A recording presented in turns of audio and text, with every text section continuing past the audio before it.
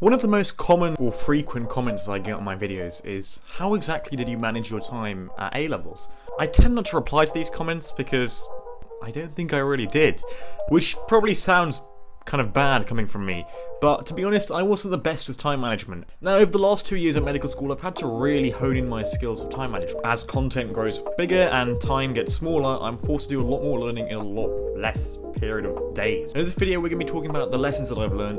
We'll be talking a little bit more about something called the retrospective timetable, and also about a couple of things that you guys can do, and why you shouldn't really worry about time management too much. And if that sounds like a good idea to you, well, stick along to the end of the video. Welcome back everyone, my name's Akshi, and if you don't know who I am, I'm a second year medical student at Imperial College London, and today we're going to be talking about a very hot topic called time management. Time management is a vast topic, and it encompasses a lot of things: GCSEs, A-levels. I've learned a few things. Namely, time management is something that you have to practice. As I've progressed, obviously the things that I've had to do have changed. For example, when I was in first year, there was a lot less content, but in a way, it was content that was a little bit more tricky to understand. We do a lot of biochemistry in our first year of medical school, and it means that a lot of it is essentially just sitting down and reading stuff. There's not much conceptualizing, not much visualization, there's not a lot of really exciting stuff that you get to do. So essentially, it's about just sitting down and memorizing things. Now that's not very fun, and the problem with that is that it leads to things like procrastination. In order to have time management, you need to be realistic with yourself. If you know that, for example, that there's a topic that you're not so good at, for example, let it be organic chemistry, which is kind of not a really fun topic, let's be honest. You do have to be honest with yourself and realize, I'm not going to be as effective within this topic as I am with, for example, maths, which maybe you enjoy, or French, which you might find a lot easier. Once you're realistic with that, you can then set yourself an expectation of what you need to cover. For example, in organic chemistry, there's a lot of stuff to cover. Let's say condensation reactions.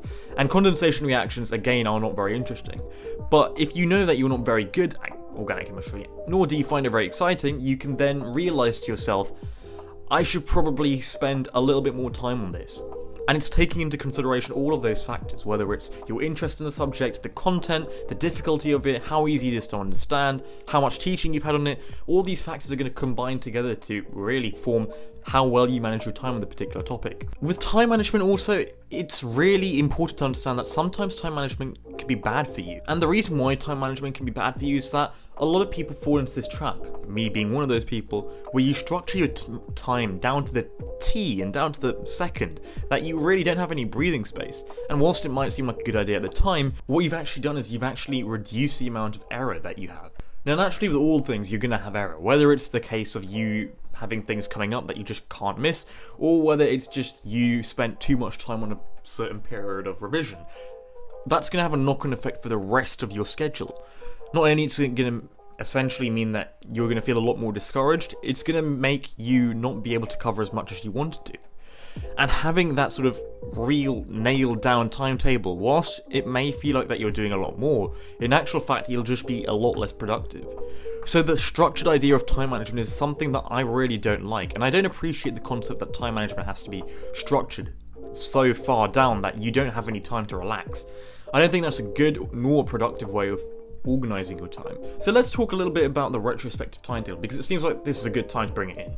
Now, if you don't know what the retrospective timetable is, it's a very different way of visualizing your revision. So the first thing that we have to look at is how you normally lay out a timetable. Essentially, let's say you've got a chemistry exam in 2 weeks' time.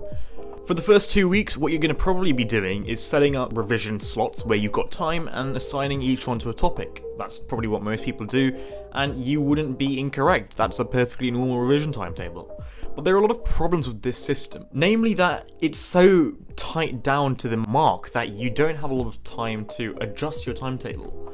Let's say, for example, that you spend a lot of time, I don't know, on inorganic chemistry this time around. It means that the time you've allocated for organic chemistry is naturally going to get delayed. You're going to have cut into that time, and as a result you're going to be delaying your third subject because you're spending a little bit more time on your second subject. Then your fourth subject gets delayed from your third subject, and it's a very domino effect. And that problem means that you don't cover your sixth subject, which is right at the end. So the problem with this system is that, and also this system doesn't really allow for much movement or flexibility. If you've got a more flexible timetable, if you've made a mistake somewhere, or if you find that you need to spend more time on something, you can adjust that timetable a lot more easily. And this is where the retrospective timetable comes into play. The retrospective timetable is called the retrospective timetable because it's retrospective. It looks back on time rather than looking forward in time. So essentially what you would do is you'd write down all the topics that you've got. Let's say you've got 7 topics. And what you do is you'd write the dates on, for example, the top of the table. So you go along writing the dates that you've got until your exam, and then going down you'd write all the topics that you've got. Now after this, what you would do is you would essentially tick off every topic that you study on a particular day. So you'd start off potentially with your easiest topic. Maybe you want to get that out of the way. So if, let's say you study topic 3 on day 1. You'd assign a tick next to it, and maybe you'd also assign a cross to the rest of them. And that system shows you how much time you spent on each subject, so that when you get to day 3, you don't need to essentially have a fixed idea of what you're doing. You just need to look at which subjects you haven't really revised that much, and then revise those ones. And it means that on day 4, let's say that you've got something, or you spend a little bit too much time on topic 3, it means that you're able to adjust that timetable because there's no sort of set system. It might sound a little bit weird because you'll worry that you might be spending too much time on one topic, but after a while of getting used to it, you'll find your knack. And this isn't an exact science, you can adapt this timetable to your needs, but it's just an example of why it's so important that you don't overstructure your time. And over-management of time is such a dangerous thing, and I think the idea of time management being an exact science that you have to have a formula for is a really bad way of thinking about it. So if you sort of take a step back and take a few breaths, you really understand that time management isn't a science. It's essentially just you being honest with yourself, setting expectations that you know you can achieve, and ticking those off one at a time. Trying to do too much in too little time is never going to work. You can be as structured as you want, you can have a timetable, you can have a formula for it. It won't work. Because with time management comes fatigue, and comes pressure, and comes additional worries, and that all builds into your productivity. The end goal of this should be to achieve as much as you can as in minimal time as possible. And the only way of doing that is making sure that you're feeling as productive as possible.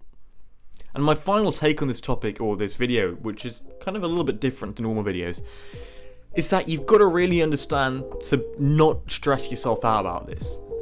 I see a lot of people comment on my videos saying that I'm not spending much time on my revision and I'm really worried about this. And that's kind of the first step to undoing yourself. And if it genuinely is time management that's worrying you, we ran through a couple of tips in this video, including the retrospective timetable, as to how you can improve your time management. Now, like always, you're more than welcome to comment down below and ask me any questions, or contact me on my Instagram. But I guess that's the end of everything. And that's the end of the video. So without further ado, guys, like always, I'll catch you in the next video.